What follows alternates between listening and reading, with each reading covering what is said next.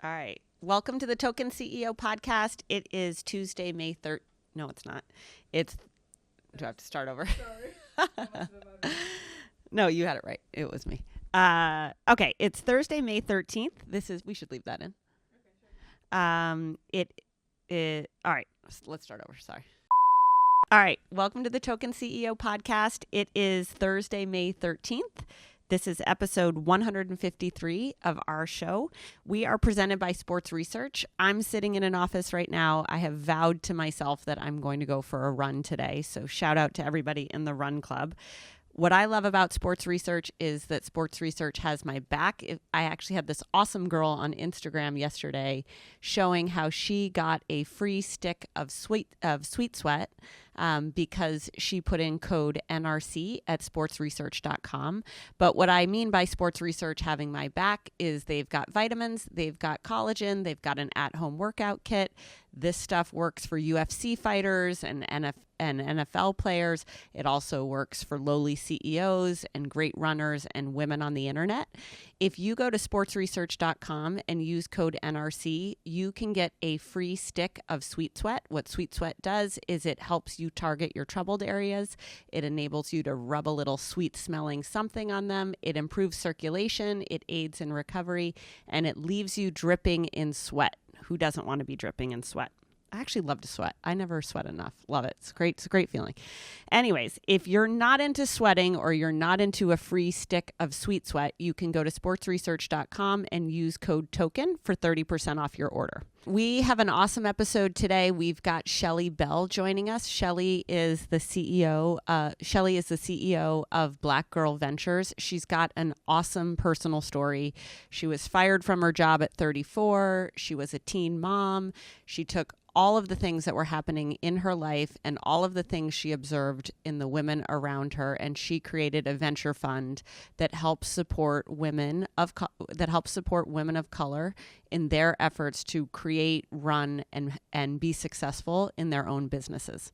And then before we get into Shelly, we took some questions from our Facebook group. So shout out to the Token CEO Facebook group. If you've got business-related questions, you want to talk about your career, you want to network with other people, or you're interested in a mentor, our Facebook group, I think, is pretty awesome. So shout out to Ash and all the people who run that. And obviously everyone in there talking about stuff. It's been actually really awesome to see how many people as part of that group have gotten new jobs. I was DMing with someone last night, a woman named Caitlin, and we were talking about how she should negotiate for her salary as she's looking to interview and land a job at a new company. So anyways, lots of good stuff going on there. And before we get into Shelly, we'll just go through some key questions coming from the group. So now we're doing listener questions from our Facebook group and our Insta DMs. So thanks to everybody who sent in questions. The first question is, if you're offered a position but are still interviewing with another company for another role, what's the best way to tell the first company that you're interviewing for another role without sounding ungrateful and not wanting to lose that offer? All right, so what I might recommend in this scenario is, first, you got to tell the first company that you are talking to other companies. And I think you can say that in a way that basically says, hey, there's a couple other companies who have reached out regarding similar roles, if they're similar, or who are offering other types of roles. I want to hear them out in terms of what the opportunities might be. I think it's important to stress that you really like the opportunity at company one, and that you're very, very interested, and that you promise to be very communicative and stay in touch as you move forward in choosing what your next role will be. So the first thing always is to thank someone for the opportunity. The second is to just be clear about it, which is, hey, I have a few other prospects that I'm talking to. I want to be sure to see those conversations through. And then three is to, if you can, get to a sense of timing in terms of like, I expect to have a better answer by this time. And then also to ask the hiring manager of company one, how does that work with your timing? Because ultimately, if the timing isn't congruent, you may have to make a choice without making a choice. And if the timing is congruent, then you should have multiple offers to choose from. Okay, what's the most tactful way to turn down a job offer respectfully? God, people are so successful in the Instagram DMs on the Facebook group. So I think the best way to turn down a job is to thank the company / hiring manager, not profusely, but if you not you don't have to go above and beyond, but you should be very gracious and grateful. Thank you so much for extending me this offer. I would then say, here's 5 things that I really love about your company or this opportunity, or maybe it's only 2 things, but you should say why you liked that company in the first place and why you really considered that offer. I think the next thing to say is, I've made the decision to take a different path. I'm going to pursue something that is going to enable me to do blah, blah, blah. I did Greg Coleman's NYU class the other night, and he was giving me shit because he offered me a job at BuzzFeed and I didn't take it to go do something else. And what was actually cool about it is that could have been a contentious conversation or reminder with Greg. But when that happened, I was interested in BuzzFeed. There was a bunch of things I liked about BuzzFeed. There was a bunch of things that weren't the right fit for me there. I was very clear about it. I was like, I love being considered for this opportunity. It would be a great honor to work with you. I'm very excited for all the things that you're going to be doing, but I think my path is going to take me into a different place, and I'm more interested in an opportunity. In my case, it was with a startup. So I think so long as you say something like that, you'll leave in good hands and on good terms, and you never know when that door might open again. Tips for being a great remote manager. I remember I worked for Microsoft. I was living in Boston, and I had a bunch of people who worked for me all over the world. One was in Tokyo. There was a couple of people in London. There were some people in Seattle. It was really hard for me. Like, that was a huge, huge learning experience. It was very frustrating. The time zones, the dial-in numbers, the world wasn't Zoomable the way it is now. It was a lot of work to stay connected. I think the best thing you can do as a remote manager is to be very, very communicative. And you've got to figure out how people want to communicate. Some people like to be on Zoom and have a very dedicated time for one-on-ones. Other people just want to talk over text message or Slack or GChat or whatever the mechanism may be. So I think the best thing you can do as a remote manager is, one, you've got to be really organized. You've got to understand what someone is doing, what they should be doing, why they're doing it, and what you expect from them, and vice versa, because you're not going to have eyes on them every day. So you've got to be really clear about what your expectations are, what your hopes are, what you are not comfortable with, what you are excited about. Like, you guys got to get on the same page about that. And then I think the second piece of it is you want to stay connected, even though you're not in the same room all the time. That could be via video, that could be via phone, that could be via text, as I'd mentioned. And then the last thing is you want to make it a priority to have an ongoing touch base with that person in person. So whether they're flying to you or driving to you, or you're flying to them or driving to them. And that's what my advice would be. This question is, this person had an interview on a Monday. The hiring manager told that person they would be back to them by the end of the week, let's say, or by a certain date. We are like 5 days past the date, and the person is wondering what they do next.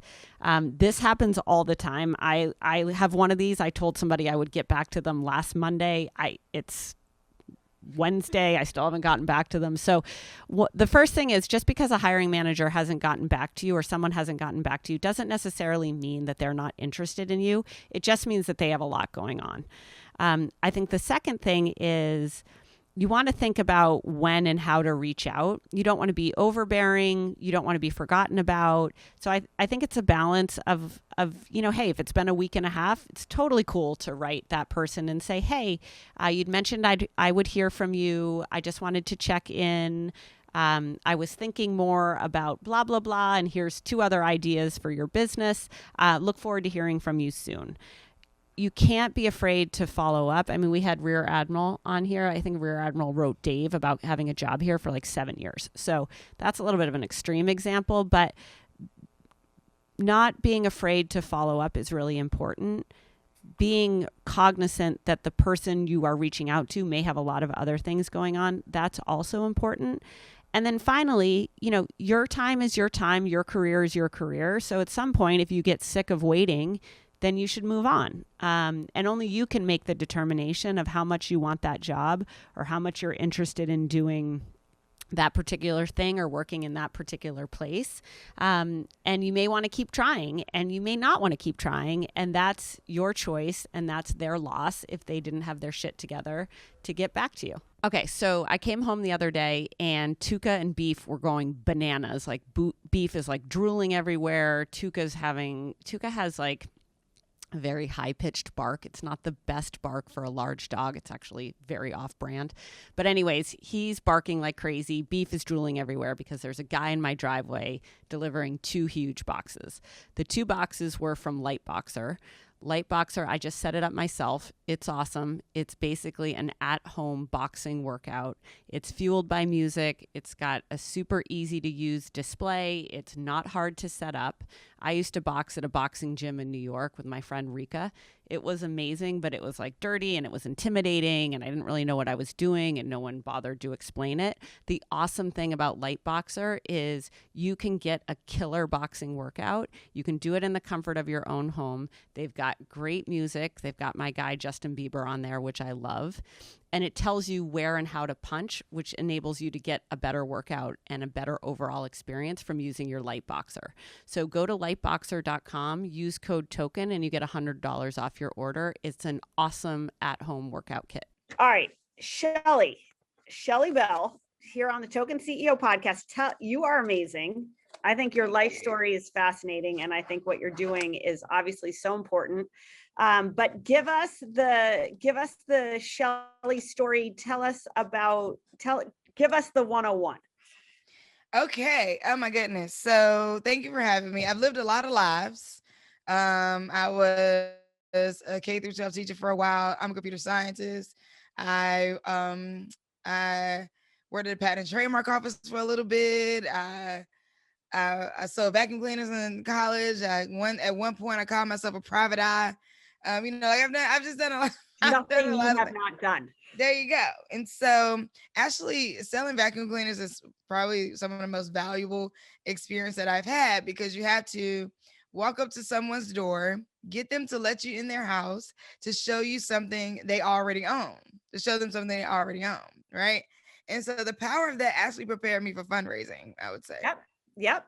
Okay, give me the vacuum cleaner pitch. Like, do you remember the pitch? Oh, Lord, no. How do you get people to let you in their house? I do not remember the pitch. I know one of the things that the person that trained me would say is all of these other vacuum cleaner companies are trying to sell you on the vacuum cleaner doing everything except what it's supposed to do. Vacuum. Let me show you how well it vacuums, right? But because, a lot of times we're like, let me show you this attachment. Let me show you how it. Sure, it's got the filter and the hose. Yeah. Let me show you how it shampoos. Let me show you how it has a shampoo companion, like all these things. Fuck that. Let me show you how this thing sucks up dirt. Simple. That's what you want, right? You want a vacuum to do its best job at vacuuming. Okay, so let me show you that, right? Yeah. And it would be like, and the people would be like, oh. Right. Yeah. I do need a new vacuum cleaner. Right. All right. Okay, so flash forward to now. Probably about, let's see, I launched Black Girl Ventures in 2017. What sparked me to do it was I got laid off twice. And I said, you know what? I'm going to start a business. Like, that was I didn't want to go work for anybody else. I didn't like the idea of somebody being able to tell me, oh, okay, based off of what you've been doing for the last 3 years, you're worth $75K. Like, you don't get to tell me that. I also did not like the idea of being able to kind of like let me go, or release me based off of whatever you thought. I didn't like that idea. And I'm not saying it's bad to be an employee, because I think that like working in a company that lets you be who you are is important. And if you feel like you're doing the work that you want to do in the world, that's important. So sorry, Shelly, I'm going to interrupt you, but I think you're right that like getting laid off is very hurtful. Like it sucks. It like bruises your ego. You were like, I'm going to be in control of my destiny. And you decided to go create your destiny, which is frankly helping entrepreneurs create their own businesses. But talk a little bit about why that was. We have a lot of listeners who are early in their career or finding their way through their careers. A lot of them probably have been laid off. This was a horrible year because many, many people got laid off. Like, talk a little bit about that experience. Yeah. So, one of the best bosses that I've had called me in and said, I think you're amazing, but this is not for you. And he gave me a decent package, but I was devastated. I did the only thing that a person who's gotten laid off twice could possibly do. I went home and I called California psychics. Obviously. And I said, what girl supposed to do? What is happening with my life, right? What did the California psychic say? Okay. And the psychic said, when you find a thing that you want to do, the money will come. Oh, and you're not going to get married to that guy that you're engaged to. Okay, good to know. So my life literally flipped upside down. And I was like, what am I going to do? And I just started pulling for skills, or just started using my ingenuity. What could I think up? The first thing I did was I built a teepee in my living room. Now I do have Native American roots, but I'm not necessarily, digging it up and calling it all out, but I do, my family. And I was inspired to try this. I was like, well, let's try this. Everybody thought I was crazy. People were like, nobody's going to sleep in your living room in the teepee. And I said, yes, they will. Watch. Now, this is before any of the kid teepees that hit the market. Like now you can go to Target and buy a kid teepee. That wasn't there yet. So I'm at Home Depot. I'm grabbing the wood and I didn't even know how to drill a hole. Okay. So if you're out there and you have changed careers a bunch of times, or you've gotten laid off and you're trying to figure out what to do, all I knew was I had to do something. Yep. All right. I couldn't just not do anything. So I'm drilling. It is. So the people, they're like, what are you doing? I'm like, I'm going to build a teepee, put it in my living room and rent it out. And they're like, nobody's going to sleep in your living room or teepee. And I'm like, yes, they will. So Airbnb has a teepee option. See. So I put it up on Airbnb. Now, so many people that want to come and sleep in it actually had to shut it down. I let one woman come and sleep in it. And I quickly found out that I don't want people sleeping in my living room in a teepee. Okay. And so I had to pivot. But my thought was, how can I create a safe space for women traveling? My thought was also, how can I create a space where if you're a single parent and you can't make money off of Airbnb, or you're someone who doesn't have an extra room, how could you potentially make money off of Airbnb? And so those are all of my thoughts, really. Okay. Still thinking about equity, still thinking about safety. But I learned then that safe space means safe people. Mm-hmm. So as much as I wanted to provide a safe space for this woman, she was going through some things. She's in my living room, so I can't avoid her. Like my kids living together. Yeah, she's talking to my kids. I'm like, Lord, you got to go. But she was a really great woman. So if she hears this, I don't. Yeah. Love having you. Right. She's a great person, Just better off not living together. Yeah, I think so. And so I was like, you know what? This TP thing is going to take a little bit longer to kick off. I need to move. I'm going to have to wait on this one. And so the previous job, I learned how to do t-shirts, how to print t-shirts. And so I launched a t-shirt line. The first one was the LGBT line. It sucked. Nobody bought it. It bombed. I was like, oh no. And I was on the phone with a printer at the time. And I said, you know what? It's made by a Black woman. I should put that on a shirt. And so I literally went to the computer, designed the Made by a Black Woman logo to pattern after the Made in America logo. Yep. Put it on a shirt. Everybody loved it. My mom gave me some of her retirement money to actually launch the company. And then I used my tax return to buy my own machines. Okay. So I think that like one of the steps when you're in between or career switching or just wondering like what to do next is to do your own fact finding, your own experimenting, and your own proving to yourself first. Because it's really what I had done through kind of like letting go, pivoting, moving here. Is like, I'm trying to find what my fact of entrepreneurship looks like. What is my fact of revenue? My fact of finances? Like, what does that mean for me? right? And in the realm of the truths that exist, what was going to be the truth for me on my journey about what I could do? Yeah. So after the print shop is where, so I launched, after I did a couple runs of the t-shirts, I said, you know what, I'm going to launch my own print shop. So I launched a print shop too. So in the background, I'm printing for other people to make more money. And on the front end, I'm advertising and my own t-shirt line. Yep, got it. There you go. Yep, love So I'm doing, and everything is taking off. I started landing through networking and relationship building, which I found is the key, building relationships. I landed deals with like Amazon and Google. So I started doing orders for different employees there. And then the news came out. Black women are starting businesses at 6 times the national average, yet receiving less than 1% of venture capital. And I'd already had like a bit of a brand I've done like performance poetry and community organizing, like while I was working other jobs.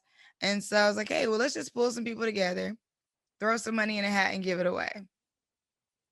And that's literally what it was. All right. The first Black Girl Ventures fish competition was a brunch in a house in Southeast DC. We all got together. I cooked all the food myself, which I vowed to never do again. And 4 women got up, talked about their business. I ran the whole thing like a poetry slam, because that's what I do. That's what it is. That's right. And so the audience gave feedback, and I'm like, oh, this is cool to have like the audience, because if you think about like traditional pitch competitions, we're kind of mirroring the problem, right? Which is like less than 1% of the room. So you got 200 people in the room, but only 4 people get to talk. Yeah, that's right. But go ask the 4 white guys if they want our business. Right, exactly. Right. Well, there's this room for the customers. And so we started out, having those smaller events and letting anybody in the audience who wanted to ask questions ask. And then as we grew, we moved to having what we call champions, not judges, but they still are not the decision makers. The entire audience gets to decide. So the way it works is like Shark Tank meets Kickstarter. Yeah. Right. So women pitch, and then the audience actually votes with their dollars to fund the business that they like best. Yep. And then we grant that capital back out to those founders. So you're making a donation to Black Girl Ventures, which is a tax write-off. You could and then in return, Black Girl Ventures is supported. And then we grant out to the founders. Even from like a diversity standpoint, though, when we started out, we were like Black women pitching to Black women, and I'm like, hey, that's not gonna get us available money that can move things forward. And I think that, well, I do think that like ERGs and certain like affinity groups are important. There is an element where when you're in an ERG, you're already in an environment that may or may not feel as diverse, or you're already constantly integrating. But in entrepreneurship, a lot of times you're by yourself. Mm-hmm. So I wanted to create an environment where people could network, and also to signal to the community like you can come, because people would see Black Girl Ventures and say, oh, that must be for Black people. And then wouldn't think that like, 1, we're serving Black and brown people, but 2, they're like, oh, that's not for me to be there. So I created a tagline that says, everyone can attend, but Black and brown women will win. Awesome. And then we moved it into a WeWork. Wait, did you make that a t-shirt? I didn't make that a t-shirt. What a missed opportunity, Erica. The choice of a t-shirt or a teepee. Yeah. Make it into a t-shirt. I'd wear that t-shirt. I'm going to have to, let me do that. I mean, listen, don't get me started. We'll have a whole t-shirt line, okay? I'll make a t-shirt line with you. Yes. All right, so keep going. So you're like, hey, we are inclusive. Let's not just be talking to ourselves, but let's keep our eye on the prize, and Black and brown women are going to crush this thing. That's who we're here to help. Anyone can be a part. We're going to help Black and brown women who are creating businesses. How many have you helped? So far, we have funded over 130 women founders. We have, we're across about 12 cities right now. We are the largest entrepreneur support organization for Black and brown women on the East Coast. Our founders represent about 10 million in revenue and about 3,000 jobs. Amazing. And you work with Google, I think. You work with like the big wigs. So you're now out, like, are you just like hoity-toity out in San Francisco? And they're like, here comes Shelly. Like how does that work?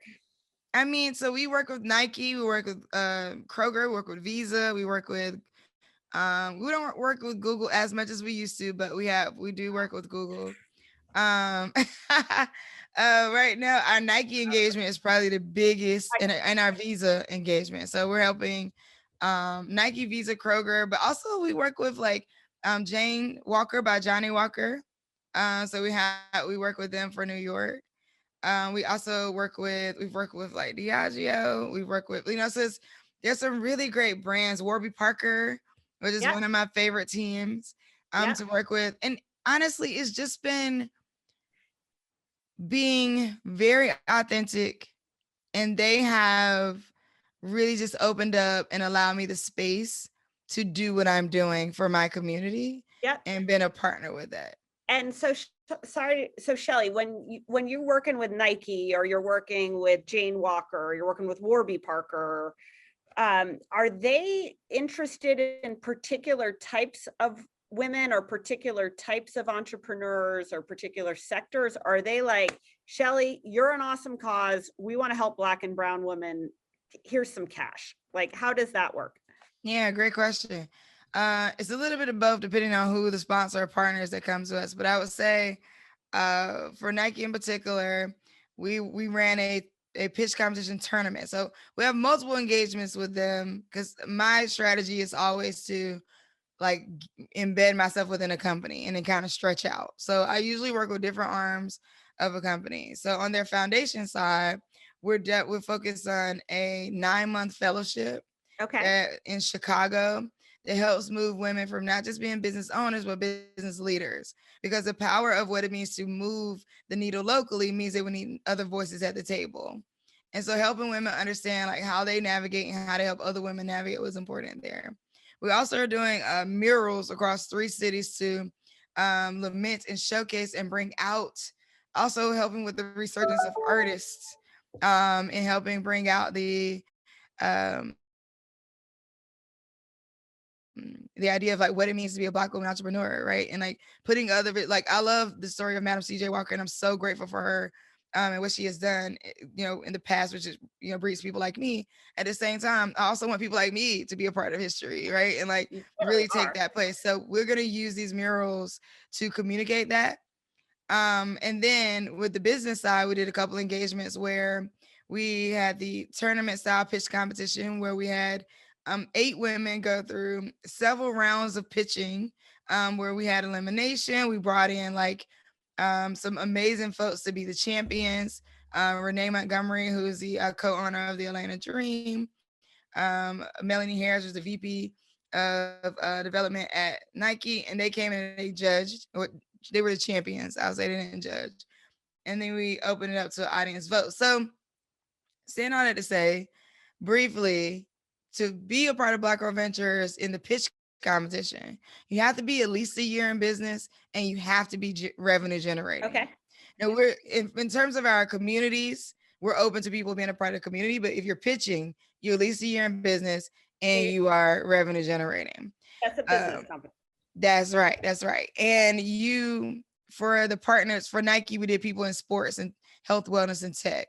For Afro Sheen, we did people in beauty. For Rare Beauty Brands and Ulta Beauty, we did a clean beauty competition. Totally. Where the person who won actually got an opportunity to sell on ultabeauty.com. So it's a mix of like the niche or the industry verticals, which opens up opportunities for supplier diversity.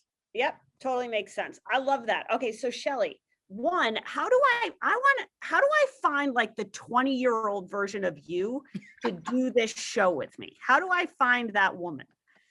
Yeah, I mean, I could do this show with you, but I don't know where you find her outside of the person who really would not be focused enough to settle down to do it. I want like a young woman. I want like Shelly Jr., who's like making teepees on the side. She sold vacuum cleaners. I love the t-shirt business. She loves the t-shirt business and she likes to talk. Like you're kind of the perfect one.